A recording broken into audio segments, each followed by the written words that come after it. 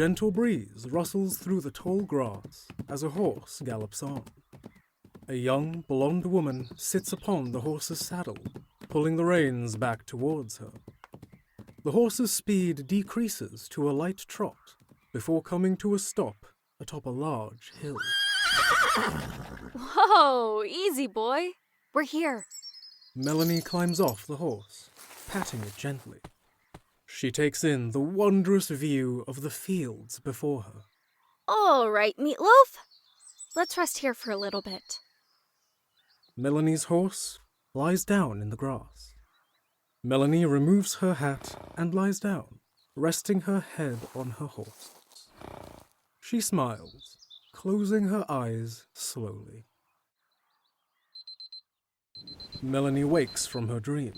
Her expression changes from annoyed by her alarm to one of yearning as she grabs her phone from the table. The time reads 6:30 p.m. All right, Mel. Time to be the best roommate in the world. Melanie gets up from her bed, grabbing the folded clothes off of her desk chair, slipping them on. In the bathroom, she ties her hair back and lets out a long sigh. God, you look stupid. Melanie looks over her outfit, far more formal than she usually dresses. She removes her nice blazer, swapping it out for her red faux leather jacket. Melanie finishes her look by rolling up the sleeves and pulling a few of her bangs loose. That's better.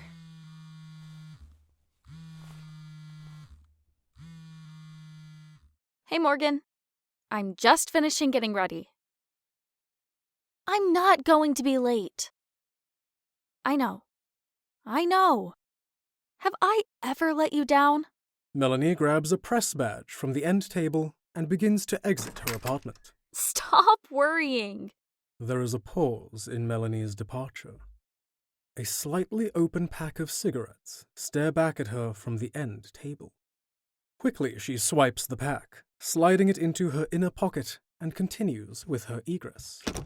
I am going to get you the best photos and the best quotes for your story. Okay? Love you. Bye. Melanie arrives at New Horizons, gazing upon the large building before her. Gross. Morgan, you are so going to owe me one for this. Melanie makes her way into the building and approaches the security desk. Welcome to New Horizons. Can I get your name? Morgan. Green. She replies, holding up her roommate's press badge. The security officer smiles, tapping away at her keyboard. Perfect. Enjoy your night, Miss Green. Thank you. You as well. Melanie makes her way through the large building, weaving through crowds of people. She takes her phone out from her pocket, snapping a few photos of the event. She begins scanning the crowd for a moment, before she spots Adam Kelly, sipping his drink, his eyes wandering sheepishly about the event. Oh, man. I don't think I've ever seen someone look more uncomfortable. He looks like a lost puppy dog. Adam meets her gaze, catching her off guard. Crap, he totally just caught me spying on him. Great. Now he's smiling at me. I guess I should be friendly. The two exchange a brief smile before she begins making her way over to him. And that was just last night. Melanie stands now just before her new friend, Warden. What did I just do? Hey, calm down. Melanie places her hand on his lower arm to comfort him. You did what you had to do. He killed Todd, and he would have killed us too if you hadn't... You don't get it! Warden pulls away from her suddenly. I don't feel anything, Melanie. I should feel remorseful for taking life, but I don't feel anything. What does that make me? Warden, Melanie attempts to muster words of comfort, but Warden just shakes his head and walks back towards the inn. The crowd moves around the scene as the building burns down before them. With the threat removed, the townsfolk begin putting out the fire as best they can, but Todd and his poor diner are lost. A couple hours pass as Adam reflects on his feelings, or lack thereof. Melanie lays in her bed, playing with her strange new lighter, taking several passing glances over towards Warden. She sits up to speak, but is interrupted by a knock at the door. I'll get it. Melanie hops off the mattress and walks over to the door, opening it swiftly. Elsa stands on the other side of the door with a warm smile and a platter of meats and cheese. Hello. I just wanted to check in on the two of you, if you're interested. The town is putting on a little celebration of life across the street for Todd. I know you two didn't know him very well, but... Oh, thank you. Actually, it might be good to get out of this stuffy room and get some fresh air. What do you say, Warden? Yeah, all right. Might be nice to get out of my own head. Then it's settled. May I? Melanie gestures to some cheese on the platter. Of course, love. Help yourself to as much as you'd like. Melanie swipes a small wheel of cheese and takes a big bite. If you two need anything else, you know where to find me. Melanie and Warden walk around outside, seeing all of the nearby townsfolk gathered around the fallen diner. Sir? As they walk closer, Warden is cut off by a young man. Excuse me, sir. Yes? Can I help you? Actually, you already have. I just wanted to say thank you. My brother was one of the men you rescued in that fire, and if it weren't for your bravery... There's really no need to thank me. I just did what anyone in my position would have done. I'm sorry, but that's not true. There was an entire crowd of people just standing there watching. But you risked your own safety for a stranger. Why? I'm glad I could help. People will just stand by and let bad things happen because they feel powerless to stop it. And I, for one, am tired of feeling powerless. How is your brother now? He's alive, thanks to you. He's got a few burns, but it beats the alternative. I really can't thank you enough, sir. It's Warden. You don't have to call me sir. Sorry. I didn't mean to offend or anything. I just... No, it's fine. I'm just not used to all the respect. Warden spots the mayor, standing alone off by the wreckage. What's your name? Oh, I'm Tommy. Well, Tommy, it was a pleasure meeting you. My friend and I have to go speak with the mayor, if you will excuse us. Tommy notices Melanie for the first time. He blushes, feeling embarrassed. I didn't realize I was holding you up. I'm sorry. No. Don't worry about it. Warden pats the young man on his shoulder before he and Melanie head off in the direction of the mayor. Tommy sits with Warden's words for a moment before smiling.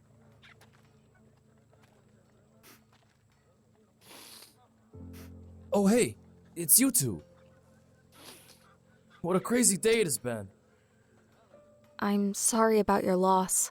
It sounds like Todd meant a lot to the town. Todd was a good man. Nobody deserves to go out the way he did. Nobody. And you... The mayor turns to face Warden, who has been quietly staring at the ground. Don't beat yourself up about what happened. This world is a cruel one, and it's gonna force you to make some decisions that'll keep you up at night. But as long as you make those decisions with the goodness of your heart, then I think you'll be alright. You know? Kind of. I guess. What I mean to say is, sometimes you gotta do bad things to help out others. And that's okay. Mayor Mully places an awkward hand upon Warden, trying to comfort him, nodding with a warm smile. The awkward tension is broken when a crimson-haired woman approaches the mayor in a hurry. Sir, I bring good news. That's great! Could surely use it. Guys, this is Lady Marceline. She's our town's last remaining knight. It is a pleasure to make your acquaintances. Marceline gives a slight bow towards our heroes. She straightens up her posture, turning back towards Mully. It's a pleasure to meet you too. Well, spill it, Marcy. What did you find? I tracked several members of Divinusex back to their hideout. It would seem they've been using the old amphitheater as a cover. You're kidding. This whole time, they've been right under my nose? That monster had several new victims being brought to him. Humans. Warden perks up, pushing himself into the group. What did they look like? The Lady Knight proceeds to describe each of the prisoners in detail, confirming Warden's concerns. Carson. I'm sorry about your friend. I wanted to engage, but it would have been in vain. Samuel is a ruthless zealot, and his power is far greater than mine. Is there any way you could take us there? Maybe together the three of us could pull off this little prison break. These two took out Choke and his goons. I think they're more than capable of assisting. Very well. If you two know how to handle yourself in combat, then we may stand a chance. Most members of Divinusex are pacifists. Their leader, Samuel, is the one we need to worry about. I swear, if he's hurt Carson, he's going to have to worry about me. The three travelers make their way through the city as the sun starts to set. The city grows quieter as the shadier side of its inhabitants begin to reveal themselves. Stay focused and ignore them. They're more bark than bite. And I get the feeling they won't try anything with your big synthezoid friend here. There it goes again. That's twice I've been called a synthezoid. What the heck is that? Seriously? That's you. A synthetic android created with an individual purpose. Not too many around here. You have more personality than the average, I'd say. Well, I'm not some hunk of metal. I have a soul. Wait, seriously? Yeah, Warden here sure is special. Melanie picks up her pace, matching Marceline as they walk side by side. So, how long have you been defending this little town? What? Oh, not too terribly long. I joined the town guard a few months prior to this whole gang business. When everyone else left, what made you stay? The knight clenches the hilt of her sword aggressively, gritting her teeth. I could never betray my honor the way they did, even if it means losing my life in this petty battle. Melanie ogles at the knight. Warden takes notice, shaking his head teasingly. For the record, you're so cool. I mean, what's more badass than a woman with a broadsword? Marceline smiles to herself as they approach the amphitheater. We're here. So we just storm in, grab the prisoners, and fight our way out? That's a great plan. If the plan is to get us all killed. I admire your spirit, but Melanie is right. We need to get in and get out quickly and quietly. It is best not to engage Samuel if it can be avoided. Let's take a vantage point and see what we can find. The three take cover behind the railing of a nearby rooftop, overlooking the amphitheater. The main entrance is left unguarded, with a few scattered members wandering about. A large concentration lies in the seats themselves, listening to the music being played before them. Look, over there. That's him. Marceline points out two men exiting a doorway. One is an older elvish man, his face wrinkled and scarred. The man beside him, however, gives off the more intimidating vibes, as he pulls out a cloth from his belt, wiping his hands clean of a dark red substance. Sir, if I may... The aged elf speaks up, gesturing to the side. His companion joins him, putting his dirty cloth away. What is it now? I don't trust these two. They barely look capable enough to watch a feline, let alone something as precious as what we have down there. Your concerns are heard, brother, but they are hardly necessary. I have far greater security in place. Now come, we must celebrate. What is the occasion? Those wretched Valentinos suffered a major loss earlier today. They will be far easier to handle. A young half-elven man approaches the two. Percivilius stares intently, annoyed by the interruption. I don't mean to interrupt. It's just... I thought I heard screaming earlier. From below... Ow! You do not speak on matters you know nothing about, boy. Enough. What you heard were merely the shrieks of an adolescent griffin. I've been raising one in the Undercroft for some time now. Are you serious?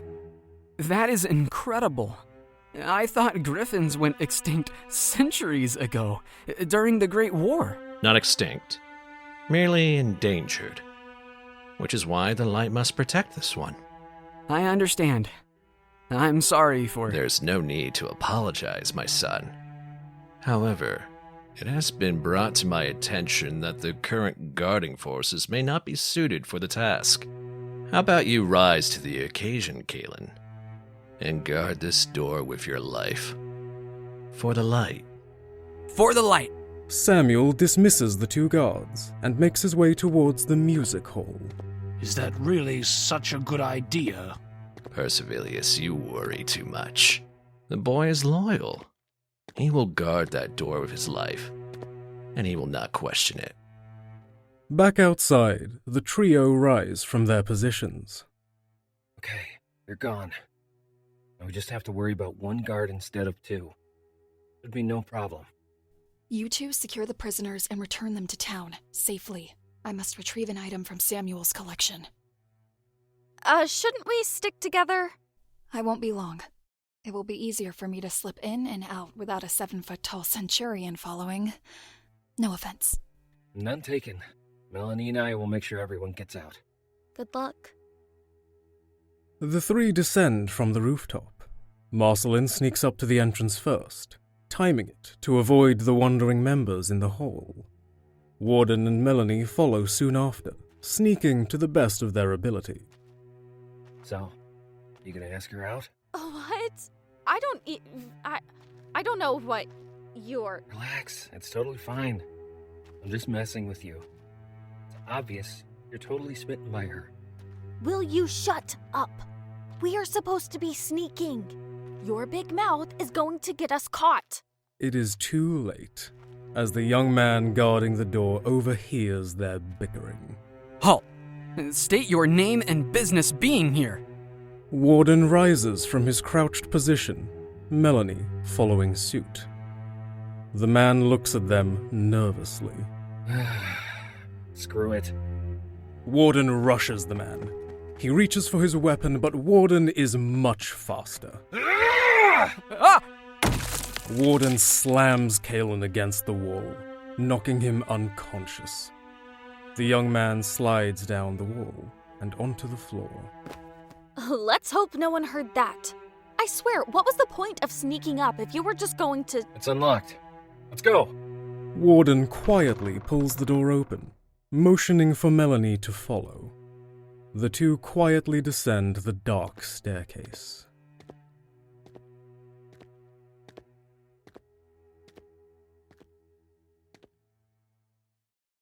Faint whispers are heard as the two grow closer.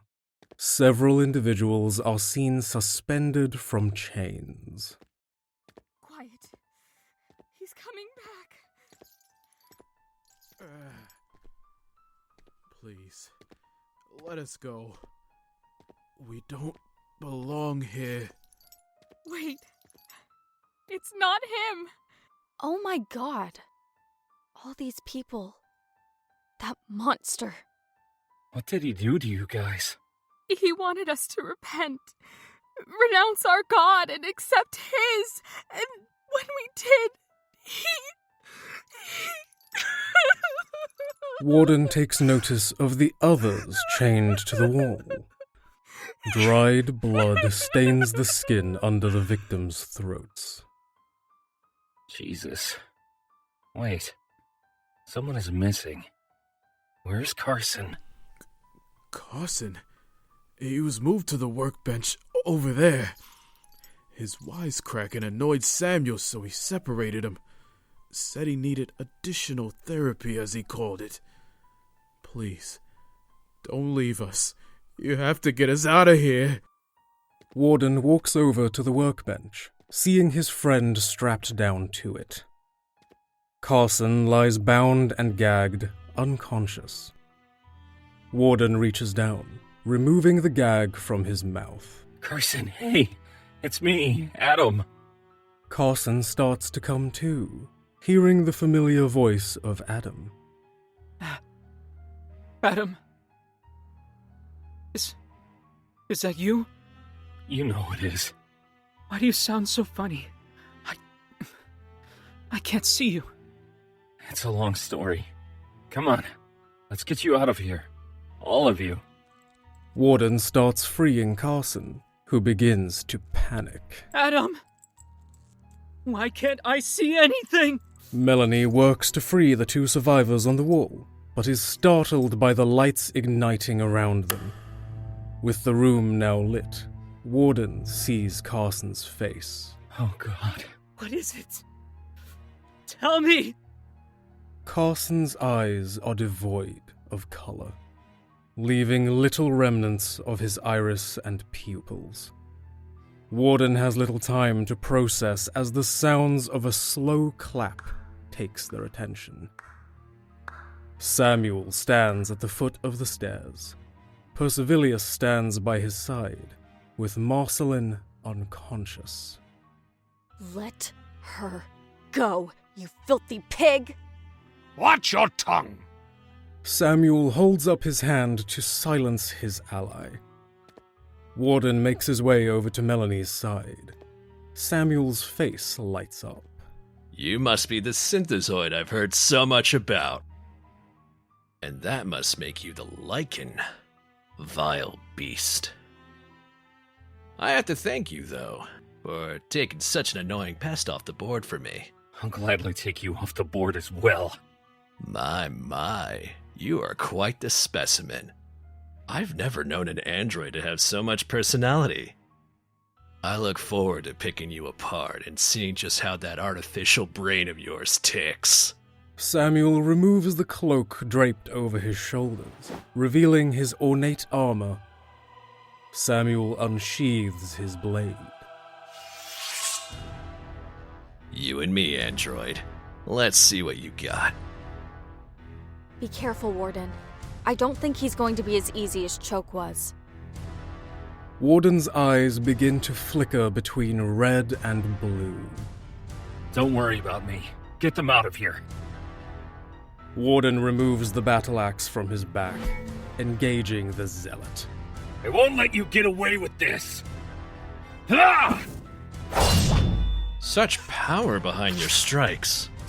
Too bad that won't measure up to my years of training I have with the light.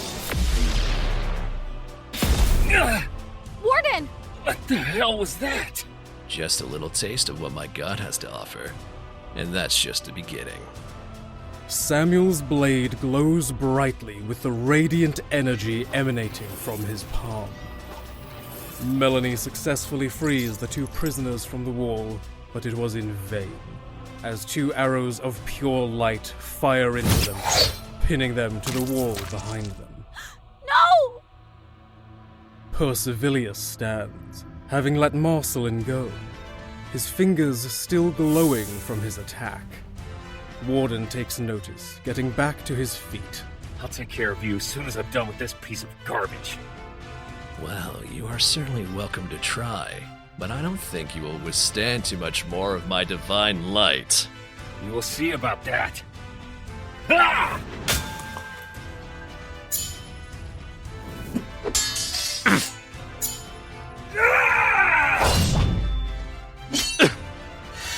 Your tenacity is astonishing. Perhaps I could repurpose you and automate my therapy sessions. Never going to happen. We will see about that. Samuel pulls back. Warden swings down with power. Samuel smirks, dodging to the side, slicing at Warden's axe. You see this scar on my throat? When I was but a lost man, wandering this great world, I was attacked. My assailant slit my throat and left me for dead. A lesser man would have died. But the gods had a different plan for me. I would rise up and become his avatar of justice. Do you ever shut up? Ah! Warden lunges forward with his axe. Samuel sidesteps, driving his blade into Warden's side. Fluids leak from the wound.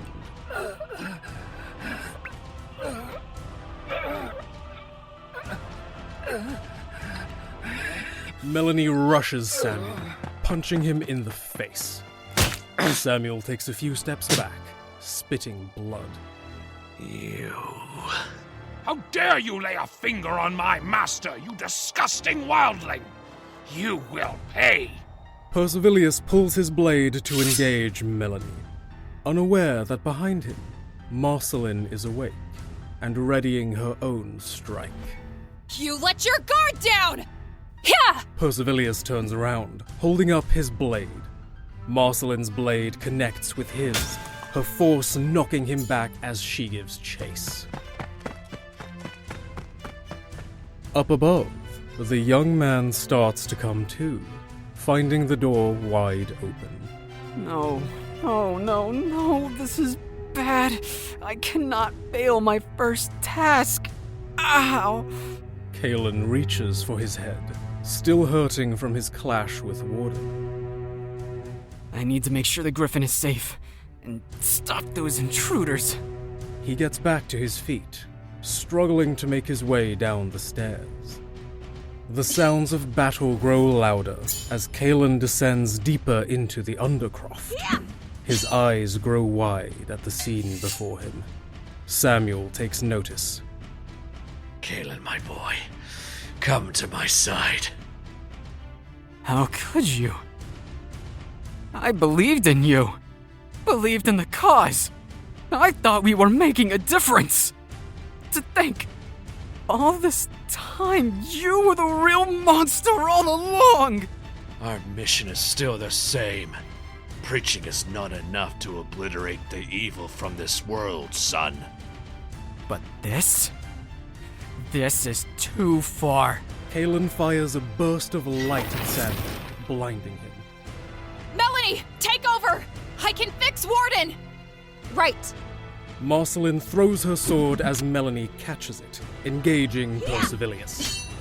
Marceline rushes over to Warden, the light in his eyes fading. Okay, stay with me, Warden. Focus on my voice. Melanie. No, it's Marceline. Listen, you're gonna be all right. I just need to mend this wound. Marceline places her hands over Warden's wounds. The sound of his metal flesh melting itself back together is broken only by Warden's painful screams.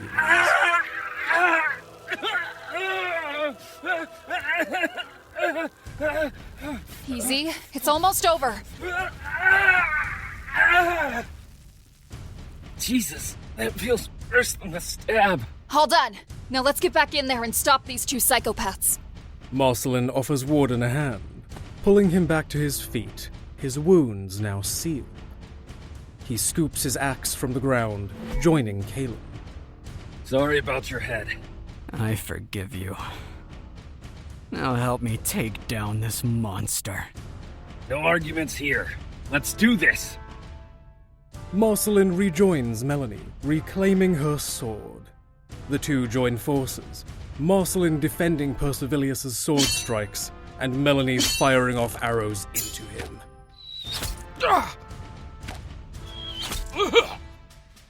Marceline knocks the blade from Persevilius' hand, kicking him down to the ground. Submit! We have you defeated.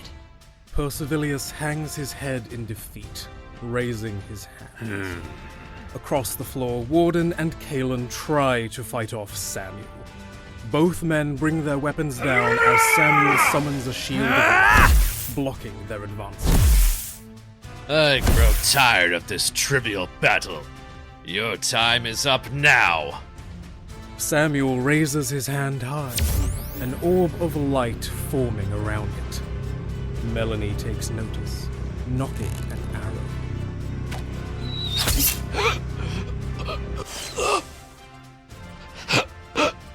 Samuel's throat is reopened, as an arrow glides across his scar.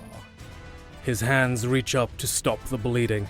With his free hand, the portal is summoned from behind as he falls back through it. No! It's fine. Let him go. He won't last long. We have what we need to take down this whole operation. Marceline finishes restraining Percivilius and walks over to Kaelin. She stares him dead in the eyes.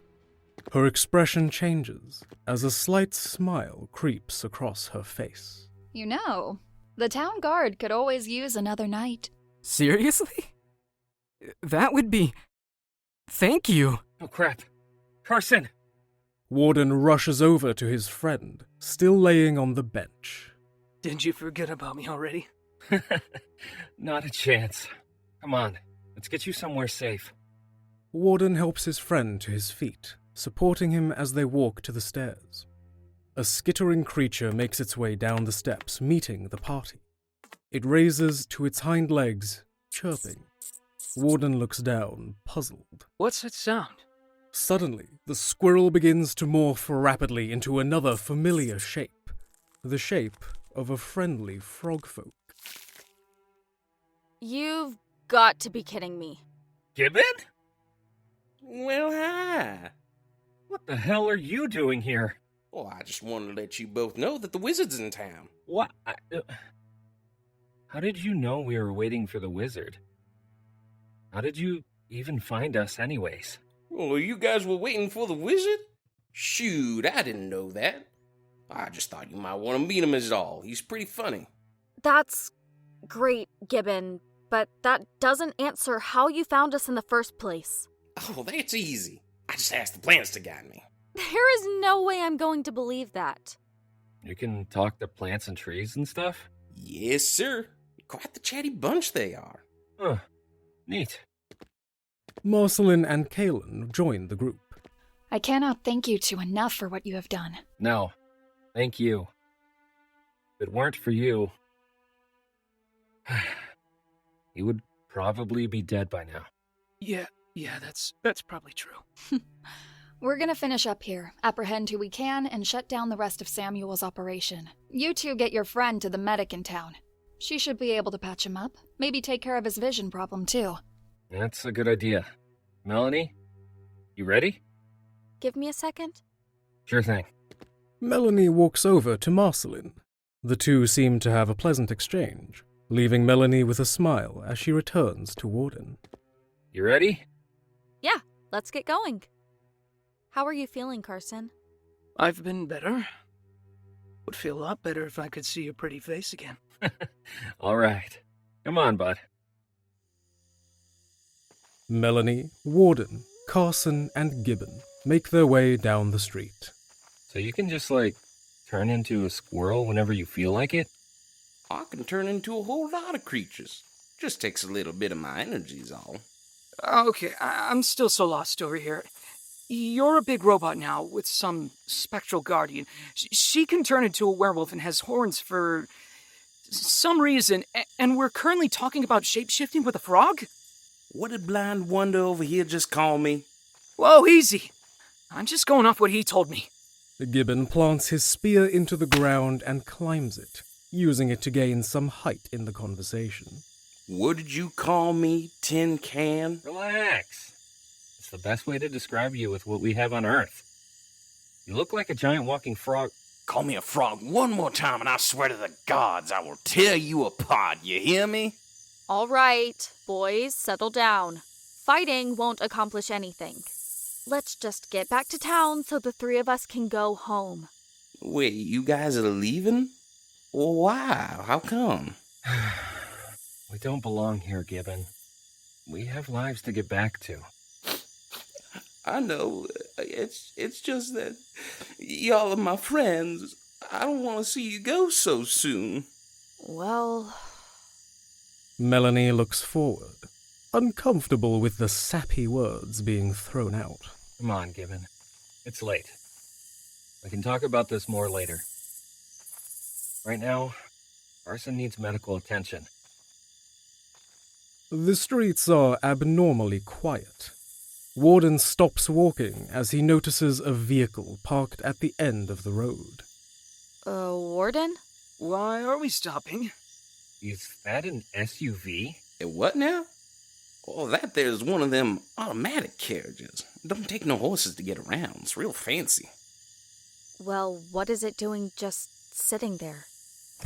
The doors to the vehicle open, and a large orc man steps out. He is incredibly well-dressed.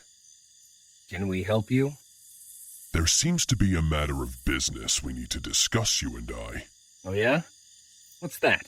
The small business of you killing my baby brother. Warden tenses up, turning towards his allies. Gibbon, can you take Carson back to town? Well, sure. Are you two gonna be alright, though? We managed just fine last time. Keep Carson safe. We'll meet you back at the inn. Why, Captain. Come on now, Blindy, get the lead out. Gibbon takes Carson's hand and leads him down a neighboring alley.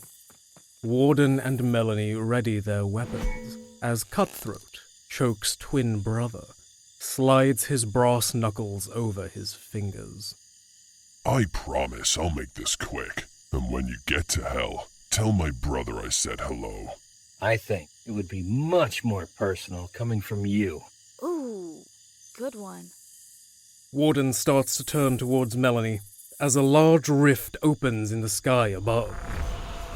Cutthroat looks up as two figures fall through the portal. One man and what appears to be a giant of some kind. The giant lands on top of the car, crushing the orc in the process. The mysterious man lands on his shield, rolling closer to Warden and Melanie. He turns to face them, smirking. Hey there. Mind lending me a hand?